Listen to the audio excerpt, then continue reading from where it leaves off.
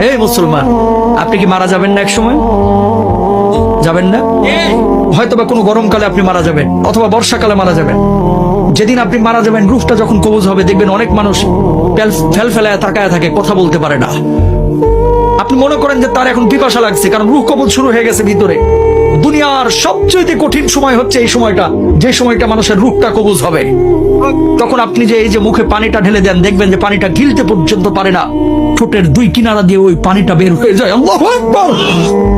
ঠিক ওই সময়টা আপনার স্ত্রী আপনার দিকে তাকিয়ে থাকে, আপনার ছেলে আপনার দিকে তাকিয়ে থাকে, আপনার মেয়ে আপনার দিকে তাকিয়ে থাকে, আপনিও কিন্তু তাদের দিকে তাকিয়ে থাকেন। অনেক কিছু বলতে চান কিন্তু বলতে পারেন না, কারণ আপনার ভিতরে যে জ্বালা তৈরি হয়েছে, এই জ্বালা আপনি ছাড়া আর কেউ বুঝতে পারে না। ঠিক কিনা?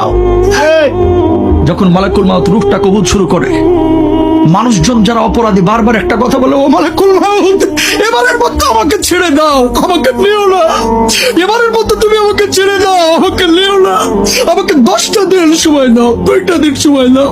এই অবস্থায় আমি কবরে গেলে আমি জাহান্নামী হব, আমাকে মাফ করে দাও, আমার রূহটা এখন কবজ করো না। কিন্তু আমার আল্লাহ রাব্বুল আলামিন কি বলছেন?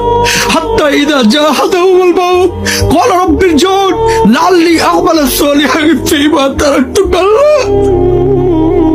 আমার আল্লাহ রাব্বুল আলামিন বলছেন, এই দুনিয়ার মানুষ, তোরকে আমি 60 বছরের জীবন দেই নাই, তোরকে আমি 40 বছরের জীবন দেই নাই, তুই কেন তখন বুঝলি না? কেন সৎ কাজ করলি না? কেন তওবা করলি না?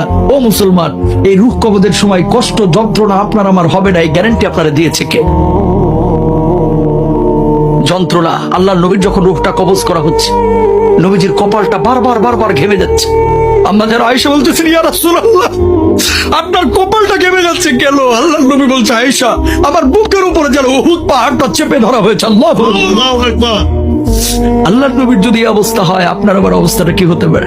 আপনি জানেন না, এই বাড়ি যাবে না আপনার সঙ্গে, গাড়ি যাবে না, কিচ্ছু যাবে না।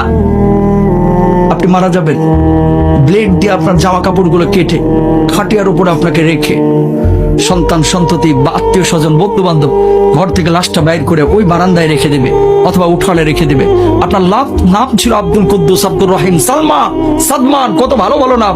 এখন কেউ আপনাকে নাম ধরে ডাকবে না, এখন আপনার নাম হয়ে গেছে লাশ। আপনার নাম কি? ওই মুয়াজ্জিন সাহেব মাইকে যে ঘোষণা দিবে, সেদিন আপনার নামের শুরুতে একটা ডিগ্রি লেগে যাবে, ডিগ্রি। সেদিন আপনাকে আর বলবেন আব্দুস সালাম সাহেব দুনিয়া থেকে বিদায় নিয়েছে, বরং বলবে মরহুম আব্দুস সামাদ আজকে দুনিয়া থেকে বিদায় নিয়েছে। ও মুসলমান, খাটিয়া যখন নিয়ে যাবে, সন্তানগুলোকে বলবে, ও সন্তান, তোর জন্য কি আমি বাড়ি করেছি না? তোর জন্য কি আমি 30 বছর 60 বছর কষ্ট করেছি না? ও প্রাণের সন্তান, খবরদার আমারে কবরে একা রাখিস না, একা রাখিস না, একা রাখিস না।